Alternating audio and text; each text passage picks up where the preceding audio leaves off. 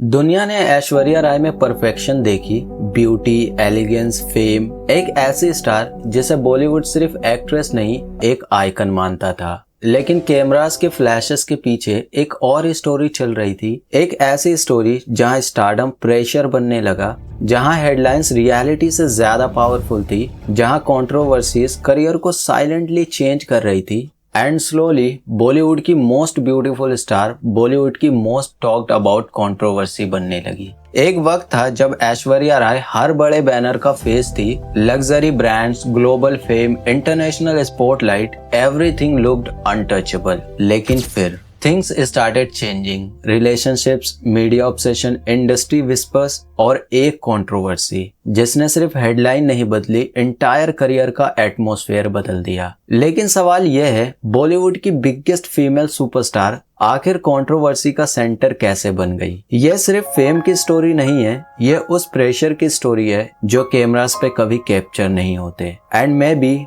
That was the real price of being Aishwarya राय।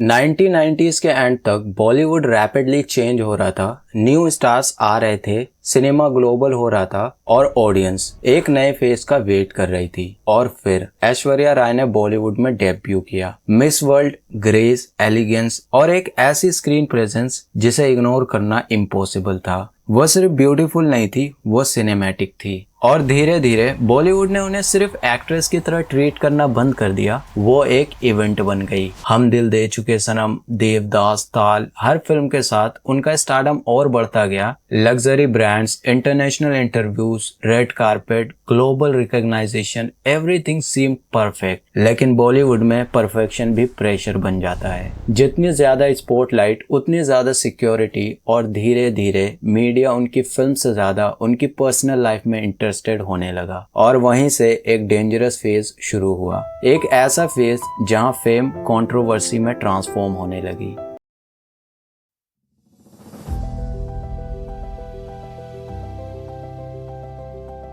बॉलीवुड में stardom सिर्फ success के साथ नहीं आता, प्रेशर भी साथ लाता है। और ऐश्वर्या राय के केस में ये प्रेशर स्लोली पब्लिक स्पेक्टिकल बनने लगा और लेट 90s और अर्ली 2000 तक मीडिया ऑब्सेशन रैपिडली ग्रो कर रहा था। हर अपीयरेंस, हर इंटरव्यू, हर रिलेशनशिप हेडलाइन बनने लगी। और फिर आई वो रिलेशनशिप जिसने बॉलीवुड के हेडलाइन को कम्प्लीटली डोमिनेट कर दिया, सलमान खान और ऐश्वर्या राय। सलमान के दोस्त और निर्माता संजय लीला भंसाली ने फिल्म हम दिल दे चुके सनम में सलमान के साथ ऐश्वर्या को साइन किया और फिल्म की शूटिंग के साथ ही बढ़ने लगी सलमान और ऐश्वर्या की नजदीकियां। शुरुआत में ये बॉलीवुड का मोस्ट टॉक्ड अबाउट रिलेशनशिप था। Public appearances, media fascinations, constant attention, everything felt larger than life. लेकिन धीरे धीरे रिपोर्ट्स डार्क होने लगी, arguments, public tension, emotional stress और non stop media coverage. Bollywood अब सिर्फ उनकी फिल्म डिस्कस नहीं कर रहा था, बॉलीवुड उनकी पर्सनल लाइफ कंज्यूम कर रहा था। और शायद वही मोमेंट था जहां ऐश्वर्या राय एक एक्ट्रेस से ज्यादा एक कंट्रोवर्सी बनने लगी। लेकिन असली इम्पैक्ट अभी आना बाकी था।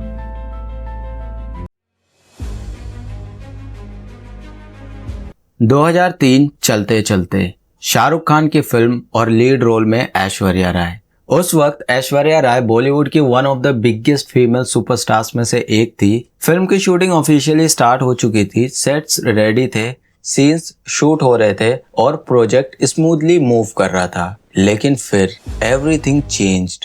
रिपोर्ट्स के अकॉर्डिंग सलमान खान सेट्स पर पहुंच गए, आर्गुमेंट्स हुए, टेंशन क्रिएट हुई और धीरे धीरे एंटायर प्रोडक्शन डिले होने लगा। शाहरुख खान फिल्म के प्रोड्यूसर भी थे, स्केड्यूल टाइट था, प्रेशर कॉन्टिन्यूसली बिल्ड हो रहा था। और फिर एक डिसीजन लिया गया, ऐश्वर्या राय को फिल्म से रिमूव कर दिया गया और उनकी जगह रानी मुखर्जी को कास्ट कर लिया गया। सीन्स रीशूट हुए, पोस्टर बदल गए और बॉलीवुड आगे बढ़ गया। लेकिन ऑडियंस शॉक थी, क्योंकि पहली बार लोगों को रियलाइज हुआ कि बॉलीवुड में इवन द बिगेस्ट सुपरस्टार्स भी रिप्लेस किए जा सकते हैं।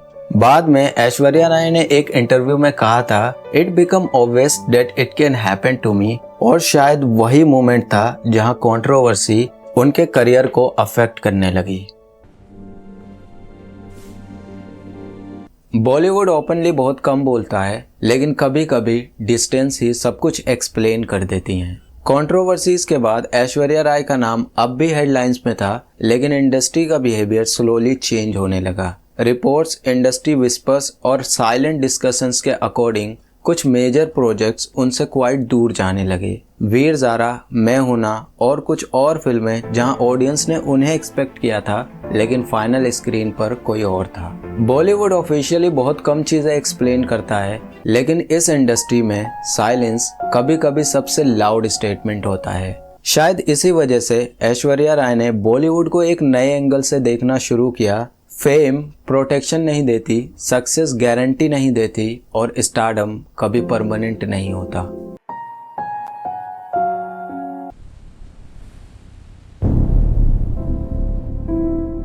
दुनिया ने हमेशा ऐश्वर्या राय का परफेक्ट वर्जन देखा, the beauty queen, the global icon, the elegant superstar. लेकिन परफेक्शन के पीछे प्रेशर भी होता है। बॉलीवुड में एक एक्ट्रेस को सिर्फ परफॉर्म नहीं करना पड़ता, उसे परफेक्ट दिखना पड़ता है, परफेक्ट बोलना पड़ता है, परफेक्ट बिहेव करना पड़ता है और कभी कभी परफेक्ट सफर करना पड़ता है। ऐश्वर्या राय की स्टोरी सिर्फ कंट्रोवर्सीज की स्टोरी नहीं थी, वो कांस्टेंट पब्लिक सिक्योरिटी की स्टोरी थी। कैमरा फ्लैशेस, रूमर्स और ऐसे हेडलाइंस जो एक स्टार को एलिवेट करते हैं और आइसोलेट भी। लेकिन शायद इसी प्रेशर ने ऐश्वर्या राय को और स्ट्रॉन्ग बना दिया। उन्होंने स्लोली खुद को कंट्रोवर्सीज से ऊपर रीबिल्ड किया और शायद यही रीजन है कि आज भी वो बॉलीवुड से कम्प्लीटली गायब नहीं हुई हैं और आज भी वो बॉलीवुड की one of the successful actresses में से एक हैं। बॉलीवुड को परफेक्ट स्टार्स पसंद है, लेकिन परफेक्शन बहुत एक्सपेंसिव होती है। ऐश्वर्या राय की स्टोरी सिर्फ ब्यूटी की स्टोरी नहीं थी, वो pressure, media obsession, industry silence और एक ऐसे फेम की स्टोरी थी जहां तुम्हारी स्माइल देखी जाती है लेकिन तुम्हारा प्रेशर नहीं। कंट्रोवर्सीज आई, हेडलाइंस चेंज हुई, प्रोजेक्ट्स बदले, इंडस्ट्री का एटमॉस्फेयर भी, लेकिन फिर भी ऐश्वर्या राय डिसअपियर नहीं हुई। उन्होंने खुद को रीबिल्ड किया, साइलेंस के बाद भी स्पॉटलाइट में वापस आई और शायद इसी वजह से आज भी ऐश्वर्या राय को सिर्फ बॉलीवुड स्टार नहीं माना जाता, वो बॉलीवुड स्टारडम का एक सिंबल मानी जाती है, ब्यूटीफुल एंड डीपली मिसअंडरस्टूड।